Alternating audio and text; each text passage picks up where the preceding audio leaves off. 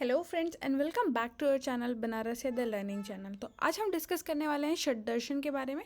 तो आज जो है सिर्फ हम छह दर्शनों का एक क्यूमुलेटिव जो है अंडरस्टैंडिंग लेंगे। ठीक है कि छह दर्शन है क्या, क्यों उनकी उत्पत्ति हुई या क्यों इनको समझना ज़रूरी है, क्यों हमारे योगा के सिलेबस में ये इम्पॉर्टेंट है, ये सारी चीज़ें आज हम समझेंगे। और छह दर्शन कौन से हैं और उनके फिलोसोफर कौन से हैं या उनको देने वाले कौन जो है महर्षि है, ये आज हम डिस्कस करने वाले हैं।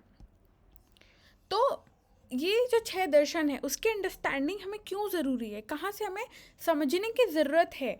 तो यहाँ फॉर एन एक्शन और development of anything we require six causes और कारण। तो किसी भी कार्य को करने तथा किसी वस्तु के निर्माण करने के लिए हमें छह कारणों की आवश्यकता होती है।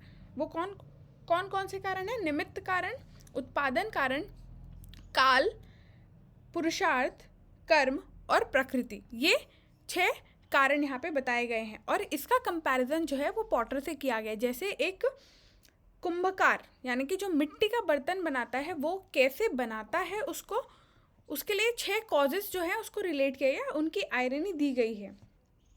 फॉर एग्जाम्पल इससे कुंभकार जो है, ये छह कारणों से कुंभकार निमित्त कारण है। जो कुंभकार है या पॉटर है वो क्या है? वो निमित्त कारण है।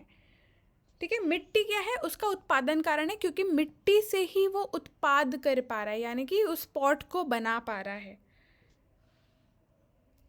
और इससे बनने व पकने के समय को जो है वो हम काल बोलेंगे कि कितनी देर में, कितने समय में वो एक पॉट बना पा रहा है, उसको सुखा पा रहा है, उसको जो है वो पका पा रहा है, वो उसका काल हो जाएगा।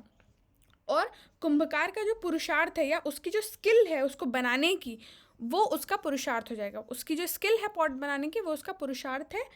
और उससे कर्म भी करना पड़ता है तथा उससे प्रकृति तत्वों का भी ज्ञान होना चाहिए, यानी कि कर्म, अगर वो स्किल परफॉर्म नहीं करेगा तो वो पॉट बनेगा नहीं कभी भी। ठीक है, तो उसको एक्शंस करना ज़रूरी है। तो यहाँ पे उसका कर्म से कंपैरिजन किया। और प्रकृति यानी कि उस पर्टिकुलर पॉट को बनाने के लिए या बहुत अच्छी क्वालिटी का पॉट बनाने के लिए उसको मिट्टी का नॉलेज होना चाहिए। मिट्टी में कितनी पानी मिलानी है, कैसे शेप देना है, कैसे हाथों को चलाना है, ये उसको आना चाहिए। तो जो है वो अच्छे से एक पॉट प्रिपेयर करेगा। सिमिलरली हमें ये छह कारण जो है या ये छह कॉजेज जो हैं उसकी अंडरस्टैंडिंग होनी चाहिए, या उसकी अंडरस्टैंडिंग से ही कोई भी चीज़ का डेवलपमेंट हो सकता है और कोई भी कर्म किया जा सकता है। तो यहाँ पे इसी प्रकार जो है वो सृष्टि की रचना की गई है इन छह कारणों से मिल के। ठीक है, सृष्टि की रचना की जब हम बात करते हैं तो उसमें बहुत सारी चीज़ें, पर ये छह कारण जो है उसमें छह कारण जो है वो भी इम्पॉर्टेंट है। इनका एक एस्पेक्ट है जब हम देखते हैं षट दर्शन को। ठीक है, तो निमित्त कारण क्या है? वो ब्रह्म है या वो ईश्वर है। उत्पादन कारण क्या है? हमारे लिए वो उत्पादित किया गया है। ठीक है, ताकि हम जो है अपने लिए अच्छे कर्म करें, जो श्रेय कर्म है वो करें और हम लिबरेशन को प्राप्त करें। तो सिमिलरली इससे पूरी जो है पूरी जो डेवलपमेंट है, ओरिजिन ऑफ जो आपका यूनिवर्स है वो बताया गया है। Similarly, this world has been created with the six causes and development is a process. तो डेवलपमेंट जो है या कोई भी चीज़ का जो उत्पन्न होने की जो क्रिया है वो एक झटके से कभी भी नहीं होती है। ठीक है, तो हर चीज़ जो है वो समय लेती है, वो एक प्रोसेस से होती है कि अच्छा ये प्रोसेस कंप्लीट होगा तो ये नेक्स्ट प्रोसेस है, ये प्रोसेस कंप्लीट होगा तो नेक्स्ट ये प्रोसेस है। जैसे कि हमने अभी देखा कि सबसे पहले क्या करेगा, कुम्हार जो है वो मिट्टी को सेलेक्ट करेगा कि अच्छा ये मिट्टी से इस टाइप का घड़ा बनेगा, या ये पर्टिकुलर मिट्टी से ये पर्टिकुलर फीचर वाला जो है वो पॉट बनेगा। ठीक है, सिमिलरली हर चीज़ का एक प्रोसेस यहाँ पे समझाया गया है। तो सिक्स कारण इक्वल्स टू सिक्स दर्शन। तो छह जैसे कारण बताए गए हैं उत्पत्ति के, तो इसीलिए हमारे छह दर्शन भी हैं। और इसीलिए जब, क्योंकि छह कारण क्या है, हर चीज़ों की डेवलपमेंट, हर चीज़ों का जो बेस है वो है, तो छह जो दर्शन है वो भी ही उतने इम्पॉर्टेंट है। और जैसे हम छह कारणों को अलग नहीं कर सकते हैं, वो प्रोसेस को आप बांट नहीं सकते हैं, सिमिलरली ये आपके छह दर्शन जो है उसको भी आप डिफ्रेंशिएट नहीं कर सकते। डिफ्रेंशिएट इन मीन्स ऑफ कि उनका जो मोटिव है, या फिर बोलना चाहिए कि उनकी जो एक सिंगल अंडरस्टैंडिंग है उससे आप उसको अलग नहीं बांट सकते, कि छह दर्शन आप अलग नहीं बोल सकते। इसलिए इनका नाम रखा गया षट दर्शन। छह साथ में हैं, छह व्यूज़ हैं, इस दुनिया को या इस पर्टिकुलर ह्यूमन लाइफ को देखने के, ठीक है। तो 6 एस्पेक्ट बताए गए हैं। According to this darshana the sole cause of origin of this world is. तो अब एक एक दर्शन के हिसाब से हम देखेंगे कि जो ओरिजिन का कॉज है वो क्या है, यानी कि निमित्त कारण क्या है, ठीक है। तो यहाँ पे ब्रह्मा जो है वो वेदांत दर्शन में बताया गया, तो वेद व्यास जी द्वारा जो वेदांत दर्शन में बताया गया है वो सोल कॉज ऑफ ओरिजिन है ब्रह्मा। फिर उत्पादन कारण बताया गया है कणद ऋषि के द्वारा वैशेषिक दर्शन में, वो है परमाणु, जिसको हम एटम भी कहते हैं। फिर गौतमा ऋषि के द्वारा न्याय में बताया गया है कि काल जो है, वो जो समय है, वो आपका जो है क्या है, सोल कॉज ऑफ ओरिजिन है, ठीक है। अब यहाँ पे एक चीज़ का आपको कन्फ्यूजन कि किस चीज़ की ओरिजिन, ठीक है, या हम इसको किस एस्पेक्ट में समझे कि किस चीज़ की ओरिजिन, और यूनिवर्स की तो अब होगी नहीं, ठीक है। यूनिवर्स की ओरिजिन भी आप इससे समझ सकते हैं। सेकेंडली आप जो है अपने एक्शंस की ओरिजिन के, यहाँ पे मेन जो टारगेट है इनका वो एक्शंस पे बात किया हुआ है, ठीक है। जैसे वेदांत दर्शन में वेदव्यास जी ने बोला कि ब्रह्मा इस सब कुछ का कारण है, या आपको बोलना चाहिए कि अद्वैत वेदांत की फिलॉसफी वो मानते हैं कि जिस दिन आपको ये पता चल गया कि ये शरीर, ये आत्मा ही ब्रह्म है, तो क्या हो जाएगा, आपको ये पता चल जाएगा कि कॉज ऑफ ओरिजिन क्या है। फिर आपको ये सारी चीज़ें क्या लगेंगी, नश्वर लगेंगी, और आप सिंगल डायरेक्शन में चलोगे, ठीक है, कि ये सब कुछ नश्वर है, सिर्फ वो ब्रह्म और ये ब्रह्म जो आपकी आत्मा में है वो सत्य है। फिर उसी तरीके से यहाँ पे जो गौतम ऋषि ने जो है वो न्याय में बताया है काल, इसीलिए यहाँ पे ये भी बोला है क्षण भंगुर, ठीक है, कि ये जो क्षण है, ये जो समय है वो इम्पॉर्टेंट है, ठीक है, कि आप उस पर्टिकुलर टाइम पे उस पर्टिकुलर एक्शंस को कर रहे हो या नहीं, ठीक है। जैसे कि जो हमारे बुद्धिस्ट मेडिटेशंस होते हैं वो किस पे फोकस करते हैं, वो टाइम पे फोकस करते हैं, यानी कि वो इंस्टेंटेनियस आपके जो है अवेयरनेस को लाते हैं कि इस पर्टिकुलर टाइम में आपकी अवेयरनेस कहाँ जो है वो ब्लॉक हो रही है, उसको सिर्फ आप ऑब्जर्व करो, ठीक है। तो वो काल को इम्पोर्टेंस देते हैं। और पुरुषार्थ जो है वो जनरली योग सूत्र में बताया गया है कि अगर आपको पुरुषार्थ डेवलप करना है या उस मार्ग में चलना है तो आपको अष्टांग योग फॉलो करना चाहिए, ठीक है।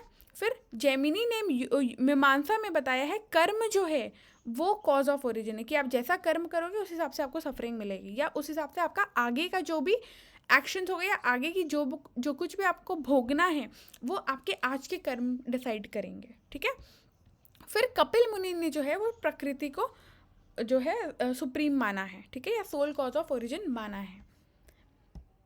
फिर कैरेक्टरिस्टिक्स, तो हम यहाँ पे बहुत ज़्यादा जो है इसको डीप में नहीं पढ़ रहे हैं अभी, तो यहाँ पे सिंपली ये देखना है कि एक क्यूमुलेटिव अंडरस्टैंडिंग क्या है षड्दर्शन की, कि षड्दर्शन जो है वो किस तरह की विशेषताओं को बताता है, ठीक है। तो first is motive to alleviate human suffering providing liberation, यानी कि इन षड्दर्शनों का एक ही उद्देश्य है, मनुष्यों को दुखों से मुक्ति दिलाना तथा मोक्ष प्राप्त करवाना।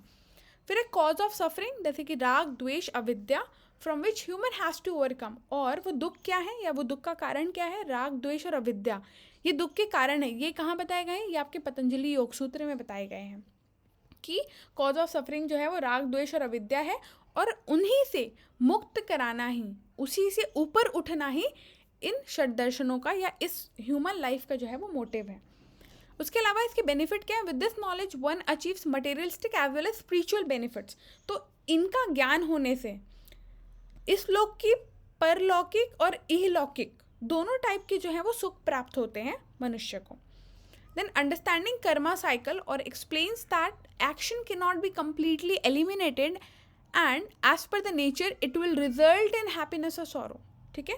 तो हमको यहाँ पे ये समझना है कि मनुष्य जो भी कर्म करता है उसका नाश कभी नहीं हो सकता। आप कभी भी जो है काम करना या कर्म करना बंद नहीं कर सकते हैं, ठीक है।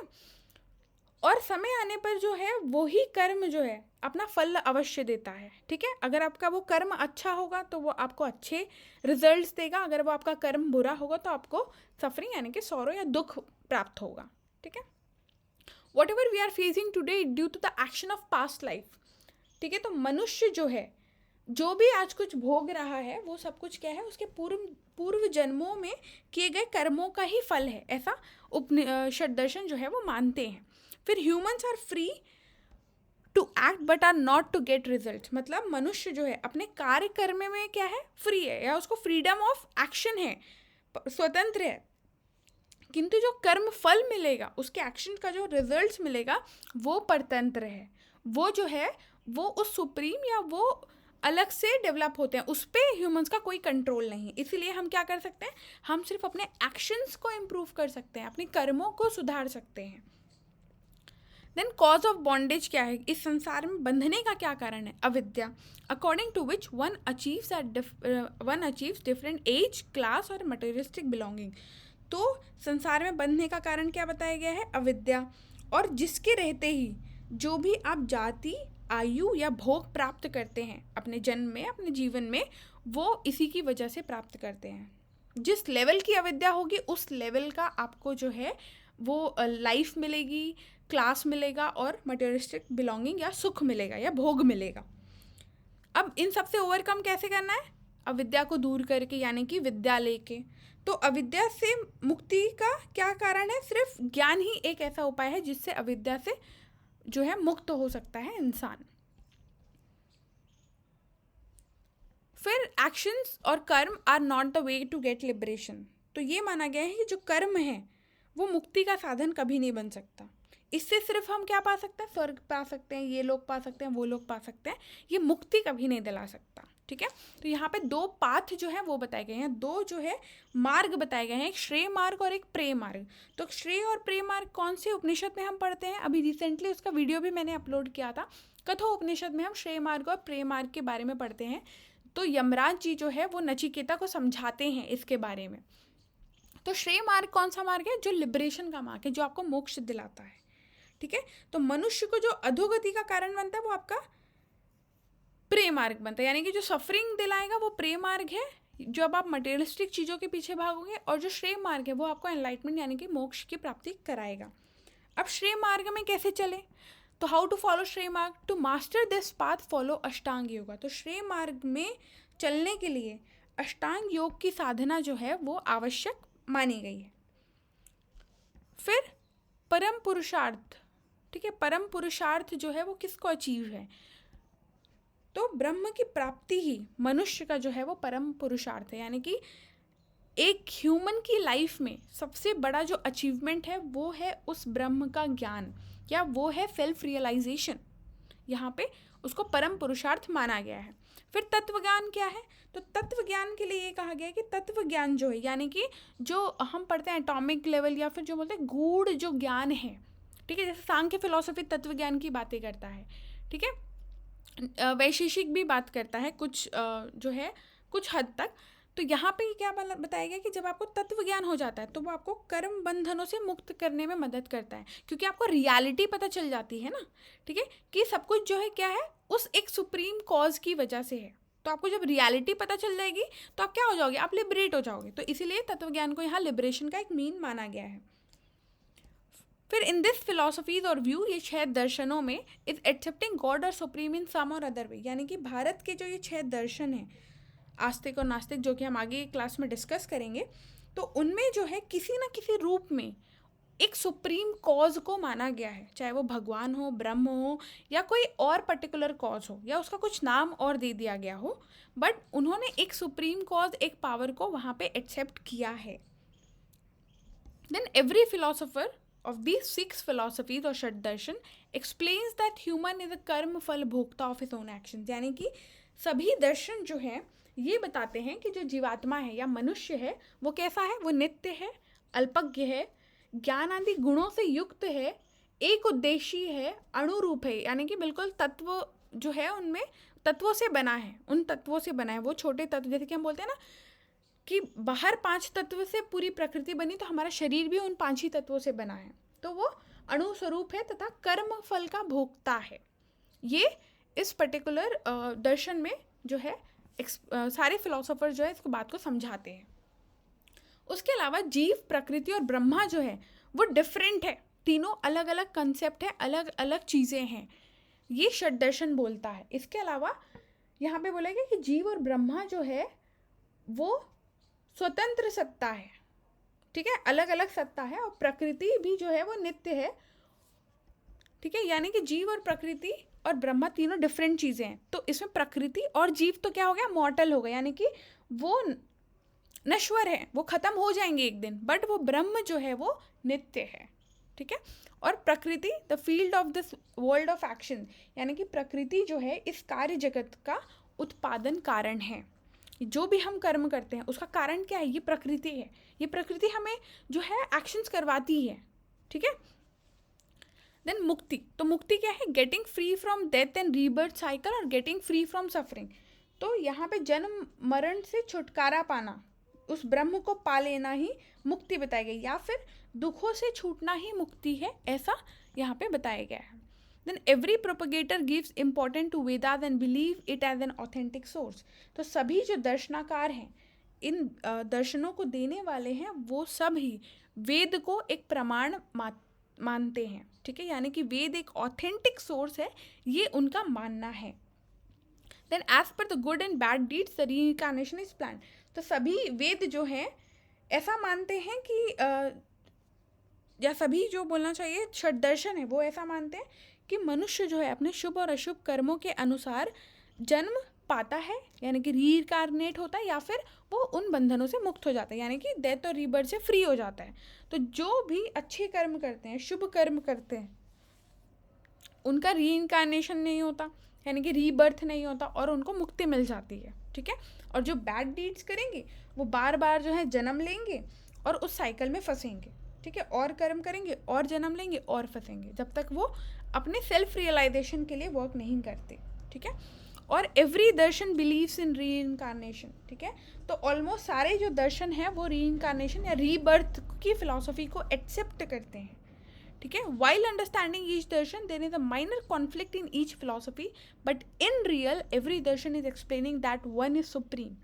तो सभी दर्शन जो है वो एक दूसरे से थोड़ा बहुत जो है विरोध प्रकट करते हैं, पर मूल में उनके कोई विरोध नहीं, यानी कि उनकी जो एक अंडरस्टैंडिंग है, उस सुप्रीम की जो अंडरस्टैंडिंग है, उसमें कोई भी जो है डिफरेंस नहीं है। वो जस्ट डिफरेंट नेम समझाते हैं, डिफरेंट तरीके से उसी चीज़ को समझाते हैं।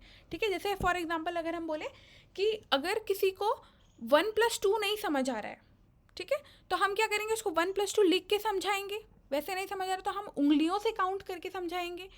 वैसे में तो हम चॉकलेट के थ्रू भी जो है मैथ्स पढ़ाते हैं बच्चों को। ठीक है, या फिर हम अबैकस के थ्रू पढ़ाएंगे। तो ये सब क्या हो गए, ये वही 1+2 सिखाने के डिफरेंट तरीके हो गए। तो सेम लाइक दर्शंस हैं, वो डिफरेंट व्यूज़ हैं कि वो एक सुप्रीम या वो एक ब्रह्म या वो सेल्फ रियलाइजेशन कैसा होता है, कैसे आप उसको फील कर सकते हो, कैसे आप उसको रियलाइज़ कर सकते हो, वो ये समझाता है।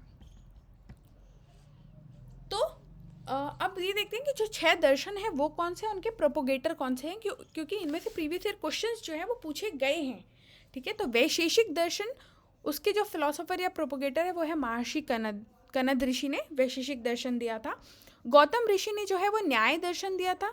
कपिल मुनि ने सांख्य दर्शन, योग सूत्र आप सबको पता है पतंजलि जी ने दिया था, पतंजल योग सूत्र भी हम उसे कहते हैं। और जैमिनी जी ने मीमांसा का जो है वो दर्शन दिया है, और वेद व्यास जी ने वेदांत दिया है। ठीक है, तो नेक्स्ट क्लास में या नेक्स्ट अपकमिंग वीडियो में हम देखेंगे और जो है षड दर्शन इंडिविजुअली। ठीक है, कि हमको और क्या क्या दर्शनों के बारे में पता होना चाहिए, कि वैशेषिक दर्शन में क्या चीज़ें हैं, क्या फिलोसफीज़ हैं, न्याय में कौन से फिलोसफीज़ हैं।